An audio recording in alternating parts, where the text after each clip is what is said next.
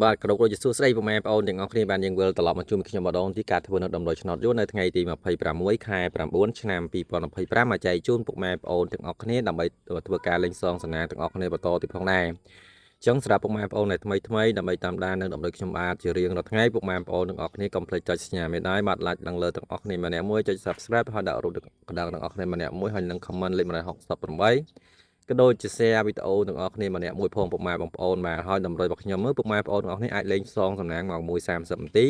ម៉ោង 4:30 នាទីក៏ដូចជាម៉ោង 6:30 នាទីគឺឆ្នោតយួនផងដែរពុកម៉ែបងប្អូនទាំងអស់គ្នាបាទអញ្ចឹងនៅថ្ងៃនេះគឺខ្ញុំមានចំនួន2ខ្ទង់គឺមានខ្ទង់អាខ្សែក៏ដូចជាខ្ទង់កៅអាខ្សែគឺមានចំនួន3គ្រាប់បាទគឺមាន44 46 41រីឯខ្ទង់កៅគឺ96 91បាទគឺលេខគូតែម្ដងបាទនៅថ្ងៃហ្នឹងពុកម៉ែបងប្អូនបាទលេខល្អបាទពុកម៉ែបងប្អូនបាទរីឯលេខធំ13លេខគឺមានចំនួន2គ្រាប់បាទលេខធំទី1មានដូចជាលេខ916ពុកម៉ែបងប្អូនទាំងអស់គ្នាលេងចាក់គុណទាំងអស់គ្នាបាទនឹងលេខធំទី2ហ្នឹងគឺលេខ416ពុកម៉ែបងប្អូនទាំងអស់គ្នាបាទលេខនៅថ្ងៃហ្នឹងគឺល្អមែនតើពុកម៉ែបងប្អូនចឹងសង្ឃឹមថាហេងទាំងម៉ោង1ក៏ដូចជាម៉ោង4និងម៉ោង6:30 នាទីទាំងអស់គ្នាផងដែរនៅថ្ងៃហ្នឹងពុកម៉ែបងប្អូនទាំងអស់គ្នាហើយតម្រុយគឺខ្ញុំមានតែប៉ុណ្្នឹងទេមកចែកជូនពុកម៉ែបងប្អូនទាំងអស់គ្នាដើម្បីធ្វើការលេងសងសំណាងទាំងអស់គ្នាផងដែរយើងជួបគ្នានៅថ្ងៃទី